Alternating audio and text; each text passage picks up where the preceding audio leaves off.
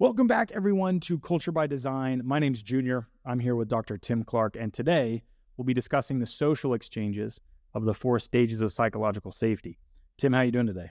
Doing great. Junior, how are you doing? I'm doing well. My condensate pump in my furnace on the second story broke, and so we're dealing with some wet ceilings this morning. But other than that, we're doing very well. Everything's fine? Everything is okay. It depends on what you think okay is, but as far as I'm concerned, it's okay. There are worse things. I'm excited to be here. Yeah, your number came up and it was your turn. Yeah, we all take our turn. I've had a lot of turns, and that's great. Lately. Yeah, but it's good. So many of you have heard of or know deeply the 4 stages.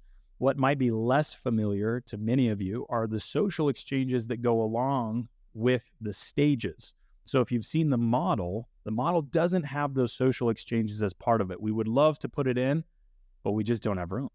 So even if you are familiar, we'll be doing a deeper dive today to add some color to the model and give you some additional tools, some additional frames with which to look at psychological safety. So Tim, jumping in, what do we mean when we say social exchange? What we mean, Junior, is that in a social collective, you have people interacting. As part of that interaction, they are making exchanges with each other all the time. That's what interaction is. That's the essence of interaction. Well, what kind of exchanges are they? Well, they're social exchanges. They are emotional exchanges. They are political exchanges. They are economic exchanges, but they're all exchanges. And so as you said, Junior, we're going to be talking about the kinds of the nature of the exchanges that occur within each of the 4 stages. They're different as you move from stage 1 inclusion safety to stage 2 learner safety to stage 3 contributor safety, and finally to stage 4 challenger safety. The nature of each of those exchanges is a little bit different. And so maybe as to lay a little bit of groundwork, there's an entire body of research and theory in this area of exchange, or what social theories of reciprocity.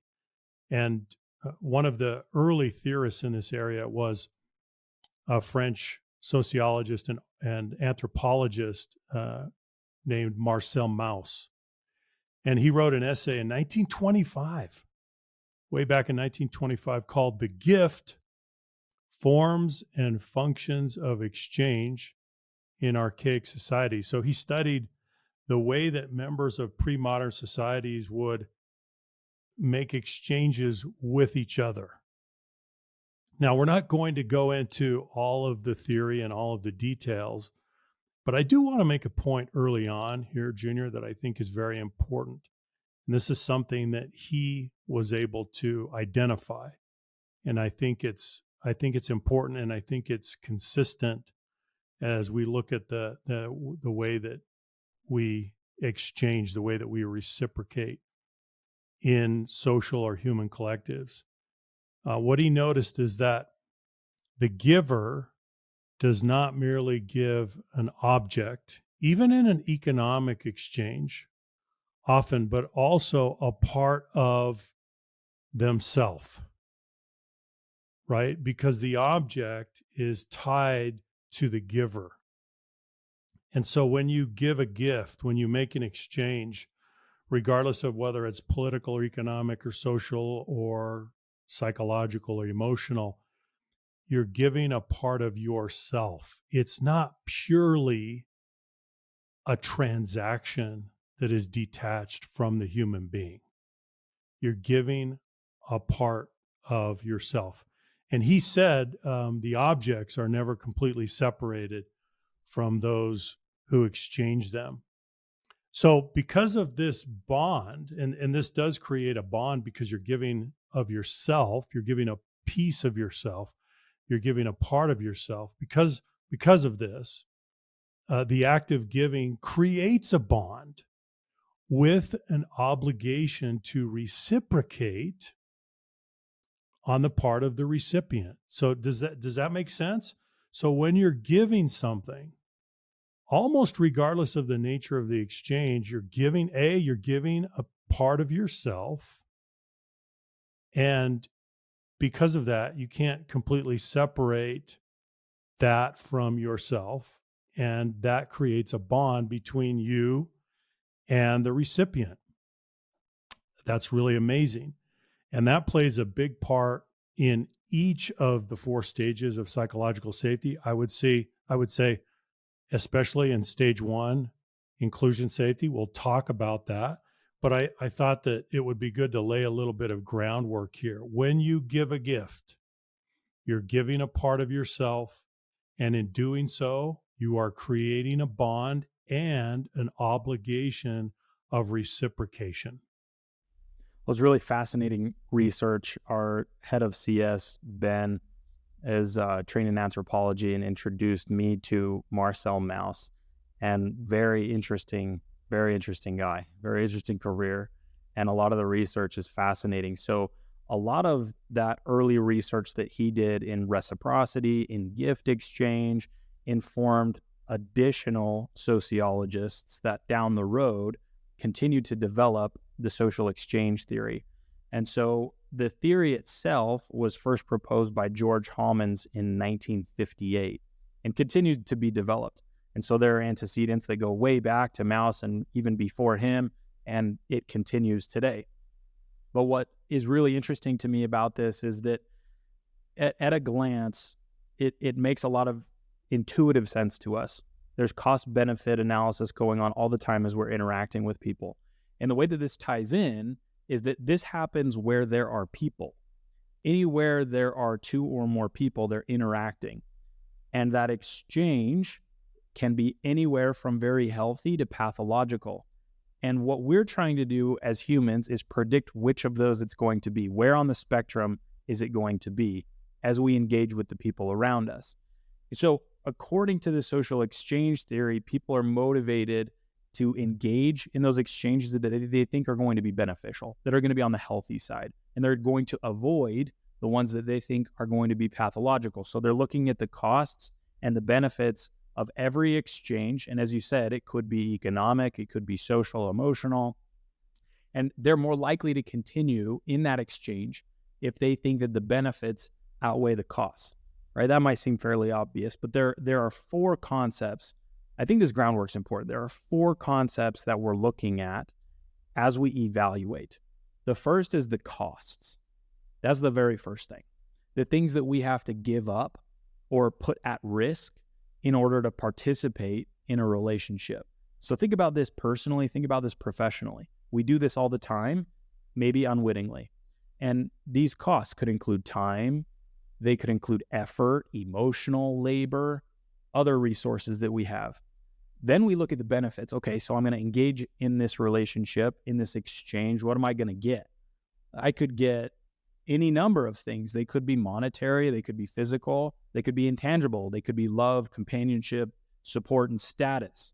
There are a host of rewards, and those rewards vary depending on the situation and who you are and what you think is valuable. Then the next one is reciprocity, the expectation that people will give in like kind and like measure depending on the exchange. So if someone does something nice for one person, they expect the other person to do something nice for them. And then the fourth one, which is pretty interesting, which we consider, is power. The ability of one person to influence the behavior of another person. And this can be based on things like resources and social status, personality, hierarchy. So I think that it's important. I'm glad that we've spent some time here because as we move into the social exchanges, be thinking about those four concepts: costs, benefits, reciprocity, and power. That's fantastic, Junior. It just makes me think of uh, even very simple exchanges. For example, we had an electrician come out this week to help us fix some lights and some things at the house. And it, to begin with, the transaction was purely economic, right? And so there was a monetary cost for me. There was a labor cost for the electrician, and we engaged in that reciprocity. But what also happened is that in the course of making that economic exchange, we started to make some other exchanges that are informal and that are not part of the as I say the formal contract. For example, we got to know each other, and so we started making social and emotional exchanges. Isn't that interesting? That surround, that kind of wrap the economic exchange. So we started wrapping that economic exchange with social exchange and emotional exchange, and we created a bond. And that's the way that it goes, and that's the way that we hope it goes if both parties are uh, doing their part, if they are acting with integrity, if they are exchanging with quality to the expected standard, good things happen. And then we can also see, Junior, where if one party does not fulfill their commitment, that things begin to break down very quickly. So it's really interesting and helpful to deconstruct the nature of exchange, the components that you've just laid out, and then start applying those concepts to exchanges that you're having right now. How's that going? And if you have an exchange or a relationship that's not going well, you can do a little root cause analysis using just these elements that you just laid out, Junior: cost, benefits, reciprocity, power. And you can see the origin of the breakdown, and you can also see perhaps what needs to happen to repair and restore that relationship and make that exchange healthy and productive again. Yep. One of the things you mentioned was you said if both parties do their part. And so that's important. I really like that phrase because there are two parties. And in this case, we're going to be talking about the environment created in part by a leader, in part by the organization itself.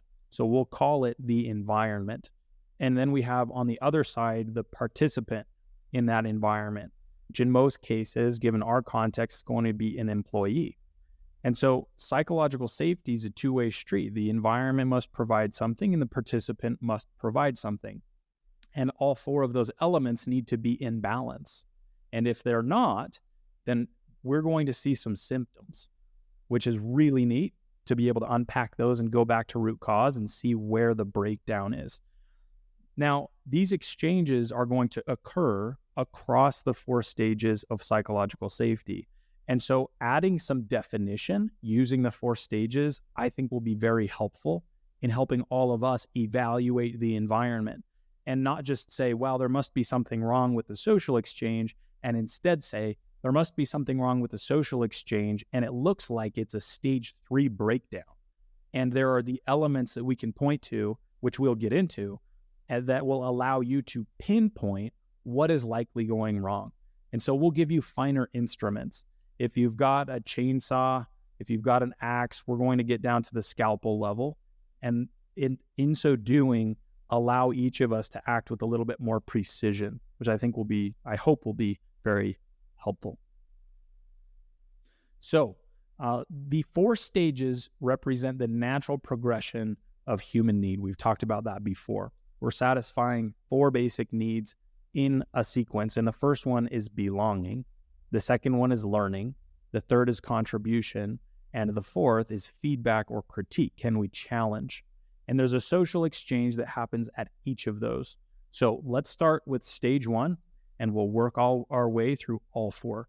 So stage 1, inclusion safety. We're asking the question, do I belong? Tim, can you help us with the social exchange for stage 1? Right. The social exchange for stage 1 is that you are included in exchange for your humanity. Now, this is a very this is a foundational exchange, and the reciprocity is unusual because the community, the team, the social collective is including you and has an obligation and we would say a moral obligation to include you, to invite you into their society in exchange for what? In exchange for you being human and not presenting the team with the threat of harm. So your reciprocity, so they're obligated to include you, but your reciprocity is simply to be human and to be um, respectful of the people that are including you into their society. Isn't that a fascinating exchange? So It is. there's no heroic obligation on your part to do something that you can't do. It's something that everyone can do. So inclusion safety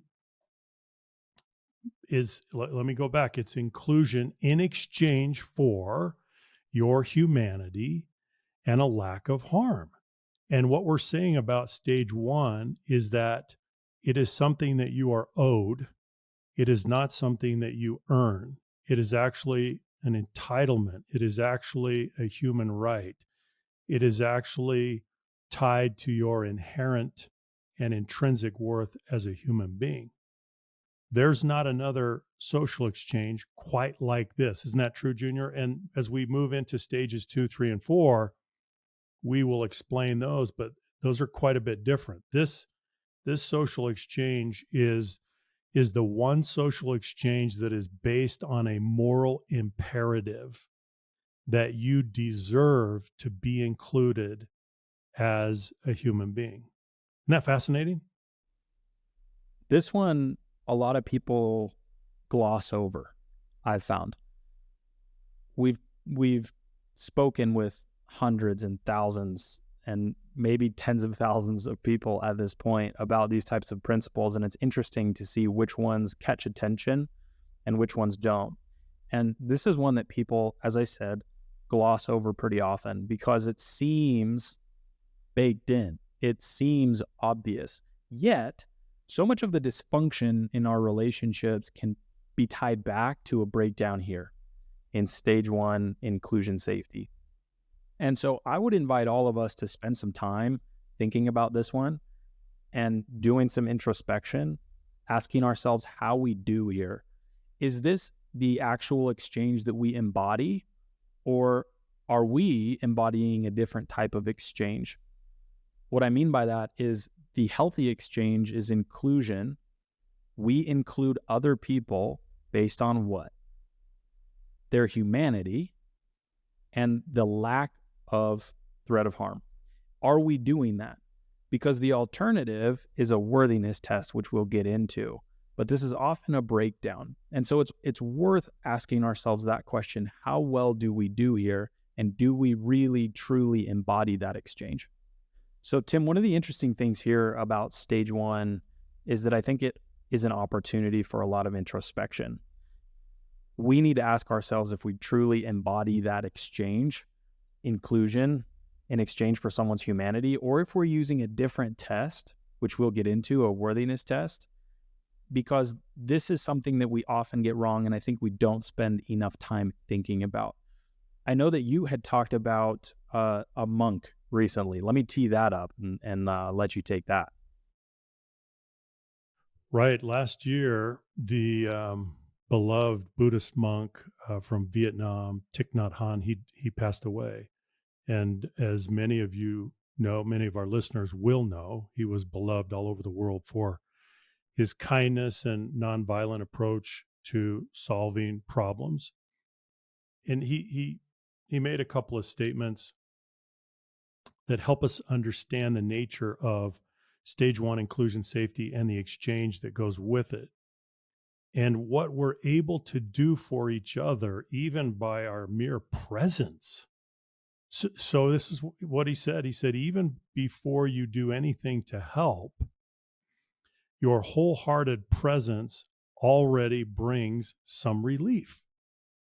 Because when we suffer, we have great need for the presence of the person we love. If we are suffering and the person we love ignores us, we suffer more.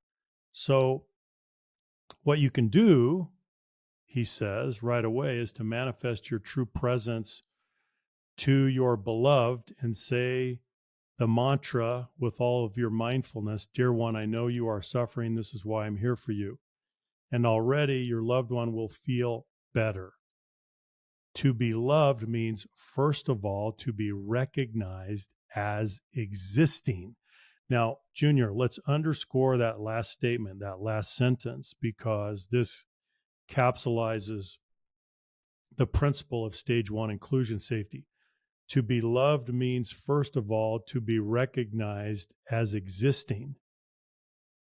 What is inclusion safety all about? It's about providing inclusion. That means that you feel included, you feel accepted, you feel a sense of belonging. You're being recognized as existing. Isn't that an incredible statement that he makes? To be loved means, first of all, to be recognized as existing. I think that we spend a lot of time in the details and we get hung up on a lot of the nuance of these types of interactions. And we read books and we study and we try to hone in on that perfect question. And I think sometimes miss the larger picture. We miss the forest from the trees. And so much of what helps is just being there and recognizing another person's humanity. So, Tim, let's talk about worth versus worthiness. There's a Frederick Douglass quote that we often cite. I know of no rights of race superior to the rights of humanity. And when there's a supposed conflict between human and national rights, it is safe to go on the side of humanity. Normally, we just quote the first third of that. I went and found the second third because I'd never heard it before, and I like that. The reason I like the second half of this quote so much is that it tells us where to err, and erring on the side of humanity when it comes to human interaction is a useful tool. If there's ever any disconnect, if there's ever any dissonance, and you're not quite sure where you want to go, erring on the side of humanity, even if it's a high cost decision, I think is the right thing. So this emphasizes the social exchange and the fact that people's humanity is the first thing. Before we get into the social exchange is the first thing that we need to recognize, that we have another person in front of us. So I think that the discussion so far has led us to this point, which is each person is inherently valuable. And that's the first thing we need to recognize when we enter a social exchange. If we do that reasonably well, I think that most of the social exchange past that point will go well. And one of the implications of this line of thinking that I've been kind of toying around with is, what are the legitimate reasons for exclusion? If all of these things are true, the only legitimate reason, only as in singular, is to prevent reasonable harm. That's the only legitimate reason to exclude anyone. Yet think about all of the other reasons that we use to exclude people based on the worthiness tests that we apply and some other form of qualification or evaluation. That's right, Junior. And that's why applying a worthiness test for stage one inclusion safety and that social exchange is illegitimate. It's got to be based on a worth test because of the inherent and intrinsic worth of human beings. And what that and that worth is, it's fixed, it's a constant, it's not a variable. And if as soon as we begin to apply a worthiness test, then it all starts to break down. And we begin to sow the seeds of division, and we fracture, and we tribalize, and then we begin to exclude. And what we're saying is, as you said, there are no justifiable grounds for exclusion save one, which is the threat of harm. Now, that sounds very, it's simple, but it's hard to do. And in human collectives, we often don't do a very good job. Isn't that true? Yeah, we often don't. And I think that that's true for all of us. We often don't.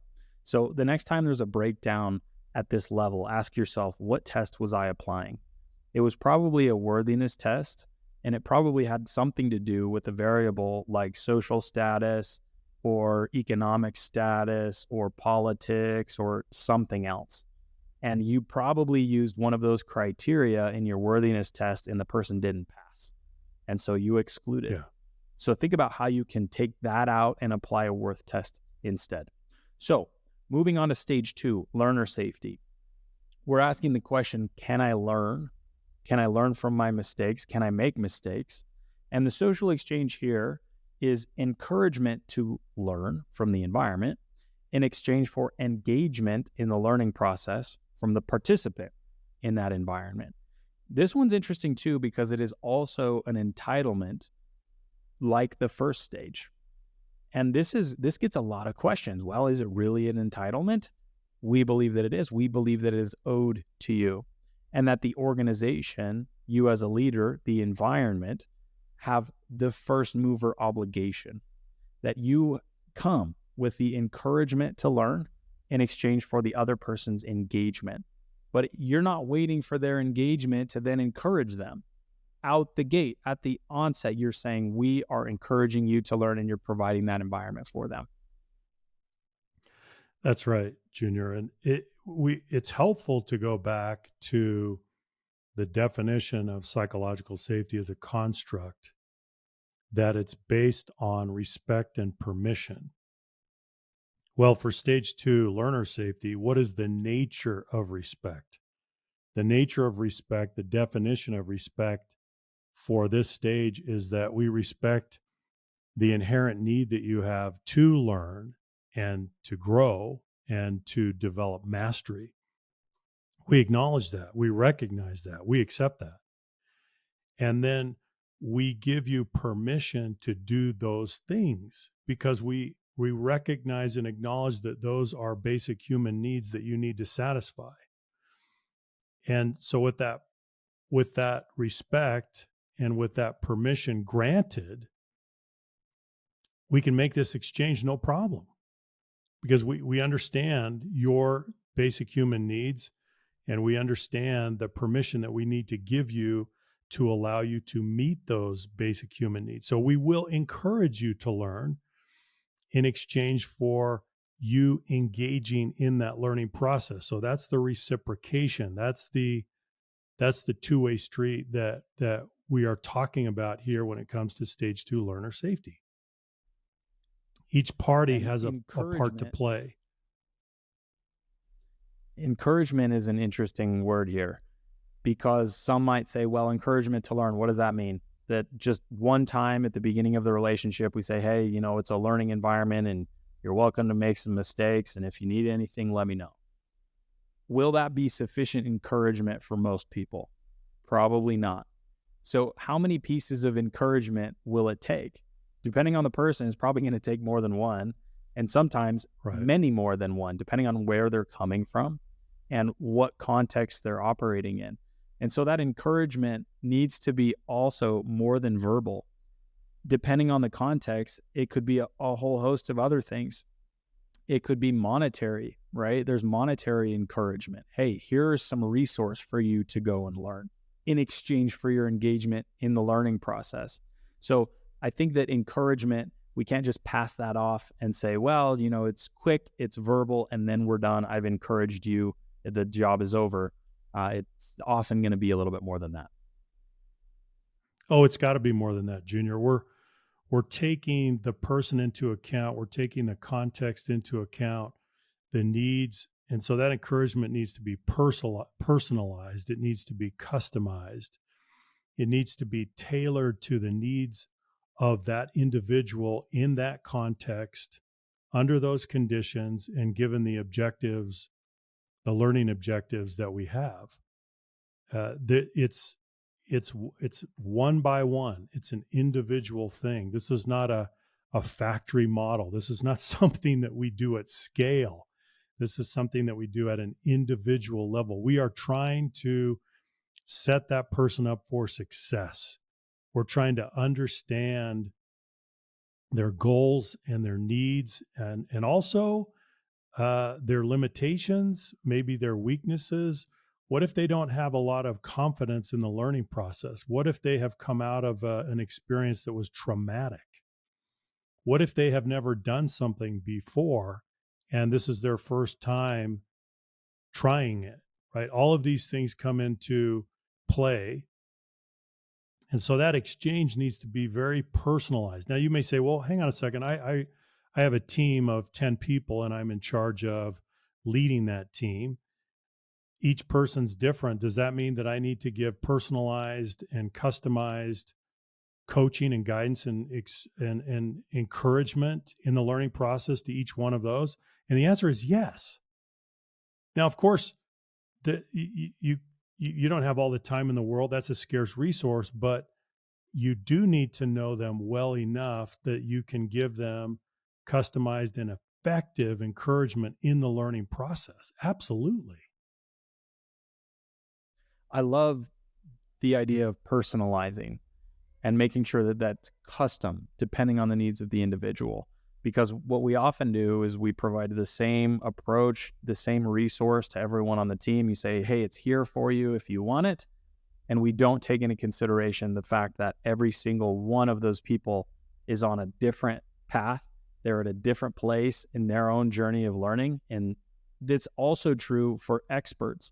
Often, if you have a technical expert, you'll think, well, they're done learning and I don't need to pay attention to that anymore. That's not true. Regardless of their expertise, regardless of their tenure, regardless of their role, humans need to continue to learn. If they don't and they become stagnant, well, two, they're going to become less valuable to the organization, and they're also not going to feel any sense of fulfillment at an individual level. You just can't if you're not progressing in learning. So let's go to stage 3, contributor safety. We're asking the question, can I contribute? The social exchange here is autonomy with guidance in exchange for results. The environment gives autonomy with guidance. The participant gives results. So we've entered a new realm. We've moved into the performance realm. Now, this social exchange, contributor safety, the autonomy is something that is earned. Autonomy is not owed to you. It's given based on your demonstrated track record. And so this is a fundamental shift. We've moved through those first 2 stages, which were entitlements. And now we get into the final 2 stages, which are things we need to earn. That's a really good point, Junior. As we shift into this performance realm, as you said, the autonomy is not free. You have to earn it. You earn it on the basis of results. You earn it on the basis of performance. And we are applying a worthiness test to you. In other words, a performance test. And that is appropriate because we're managing risk in the organization and we operate the organization on the basis of shared accountability. And so if we manage risk prudently, we can't over delegate to you and give you more autonomy than you can handle, because then that becomes dangerous. We're taking unnecessary risks. We subject ourselves to liability exposure that is not wise. And so we need to delegate to you in an appropriate way based on what you're able to handle. But you have to demonstrate that to us. And so think about the exchange. Autonomy, we're going to give you an appropriate level of autonomy with guidance in exchange for the results that you demonstrate, the performance that you demonstrate. I like the idea of autonomy and guidance as a ratio. It's not something that we've talked a lot about, but I was thinking about it in the context of the levels of accountability, task, project, and outcome. We've talked about this over the last couple of episodes. So depending on where a person is along those 3 levels will determine the ratio of autonomy to guidance. And I think that the autonomy and the guidance are push and pull. So if you have 10, maybe your autonomy is a 6, your guidance is a 4. Maybe it's 8-2, maybe it's 1-9. If the person that you're managing is at a task level, in other words, they're responsible and have a proven track record of doing work at the task level, a single unit of work, it's going to be low autonomy, high guidance. So it's going to be some backseat driving just to start. Maybe someone's being onboarded, they're new to the environment, they're new to what's going on. You're not going to just give them a huge amount of autonomy and just a little bit of guidance and say, here you go, best of luck. You're going to start out high guidance. As they move to level 2, project process, they're going to gain some more autonomy and they're going to lose a little bit of guidance. And when I say lose guidance, I don't mean in a bad way. We're just going to be less prescriptive about the way that the work is getting done, and the frequency might be slightly less. Then we move all the way to outcome, where we have ultimate autonomy and just enough guidance, just enough to make sure that we're aligned, we have appropriate expectations, but we're not going past that. We're leaving the critical thinking and the ownership we've transferred to the individual. And so at least for me, that was helpful as I've thought about that this week, is that the autonomy and the guidance are two separate things whose ratio we will change depending on what level of accountability the person's operating in. I love that, Junior. I love the way you frame that on those two axes, really. And let me just add a point to the guidance part. The guidance, to give good guidance, requires clarity, role clarity, and clarity about expectations. Without that, then we run into a problem. So the ambiguity anywhere here is not going to be helpful. Whether you require a lot of guidance or a little guidance, you need role clarity. You need clear expectations. You need a clear understanding of what the objectives are, how we're going to achieve those, what the risks are. You need clarity, and a lot of times people don't have role clarity, and they don't have clear guidance to begin with. The expectations are not clear, and they flounder. But I love the way that you've said this. It really does come down to that ratio, that balance between autonomy and guidance, depending on where you are and what you're able to do, and the level at which you're able to perform right now.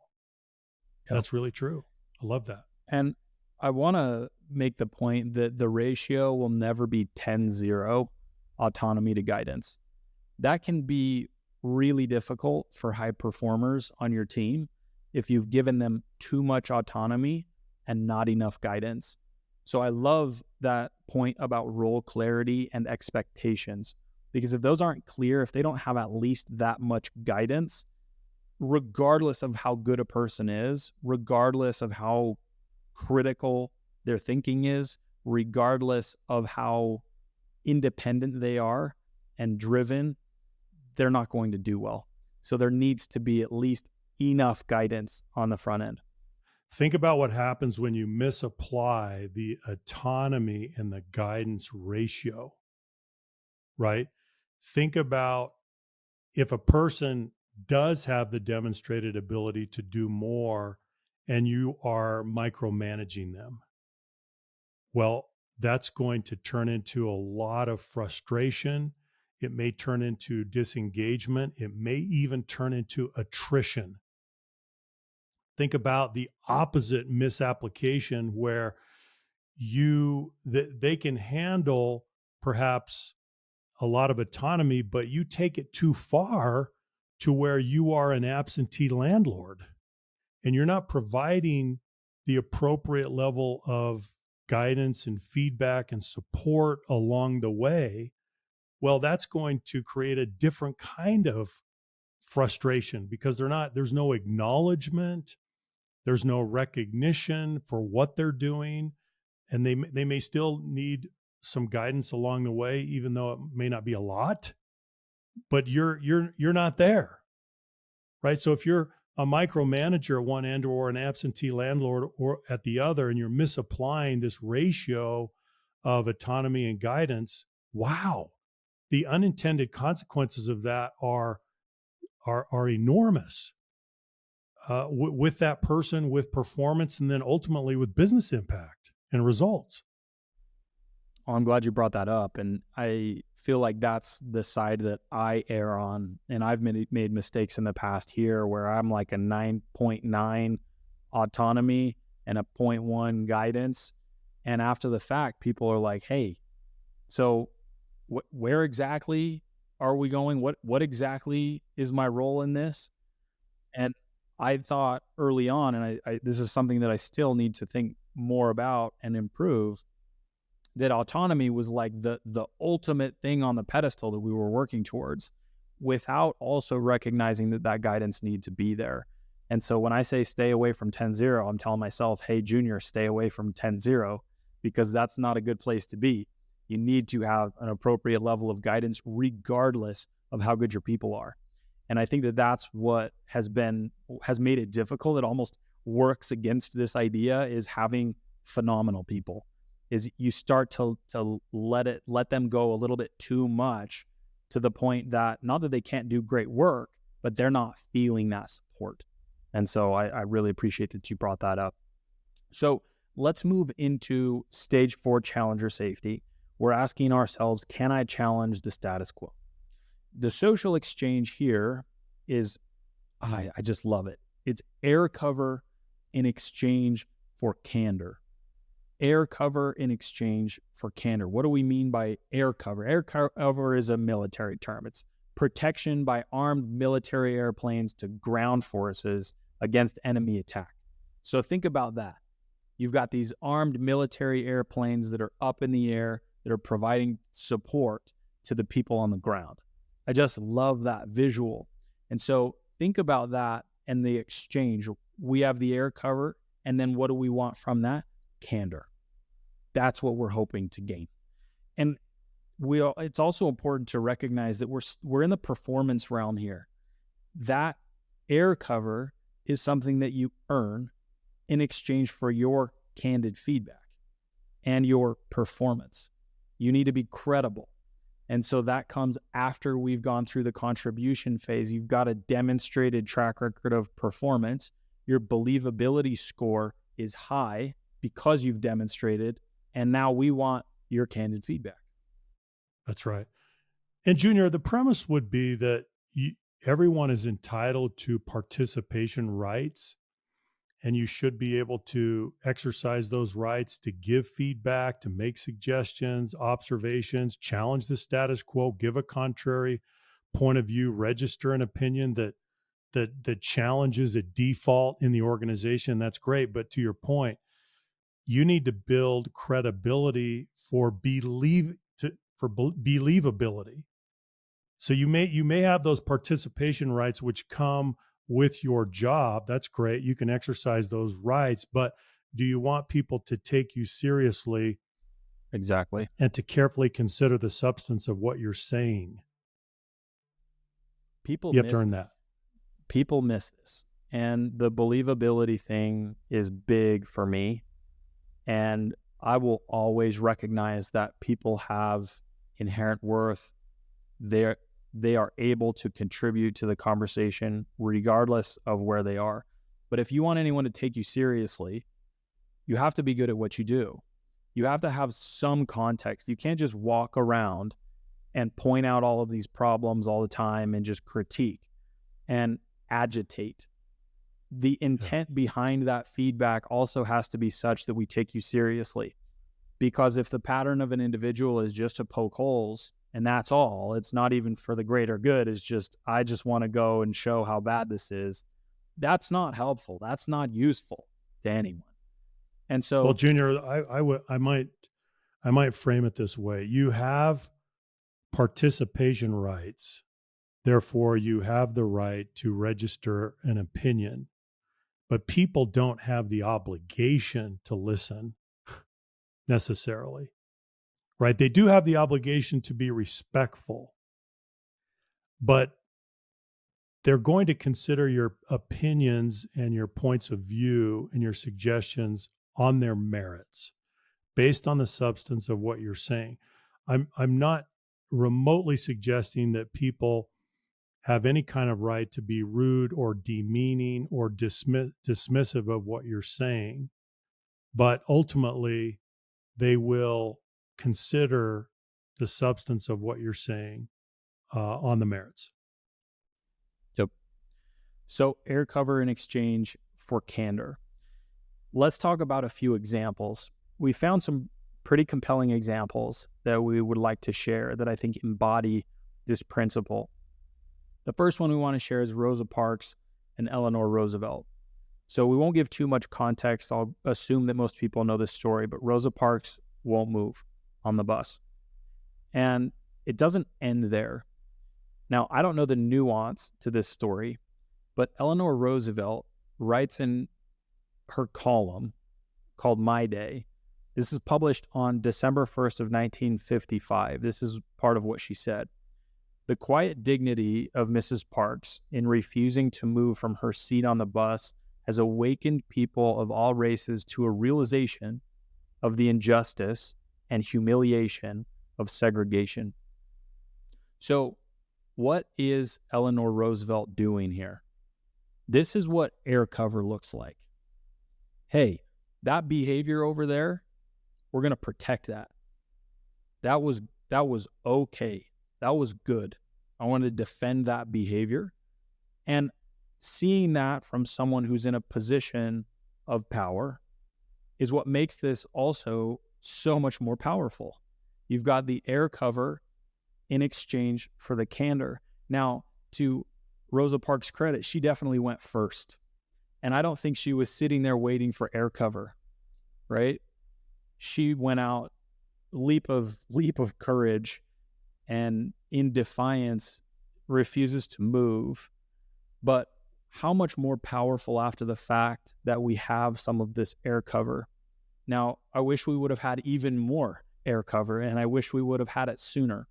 But I think in this instance, in isolation, this is a great example of what air cover might look like. Well, that's true, Junior, and it highlights the point that air cover can come before and during and after an act of courage, whatever it may be. Yeah.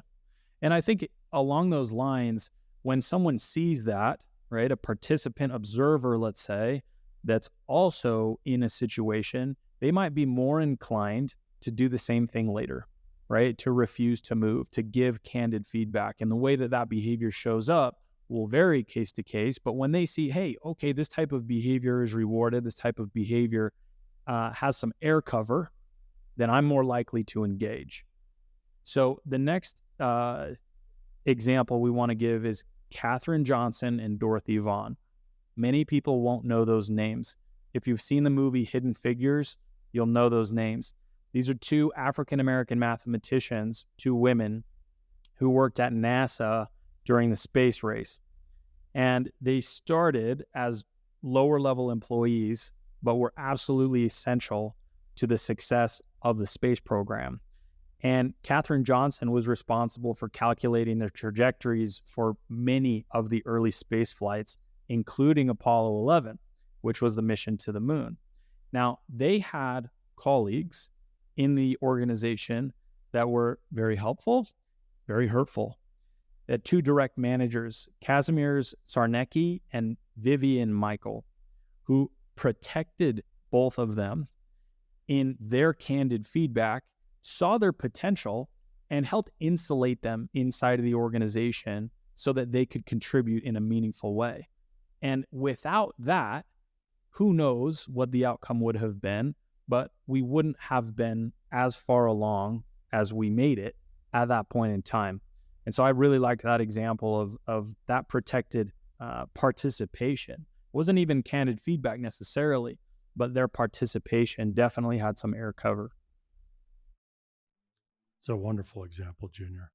And we don't know all the inner workings of that one as well, right? We don't have inside information, but we know we can see the outcomes and we can see the progression over time.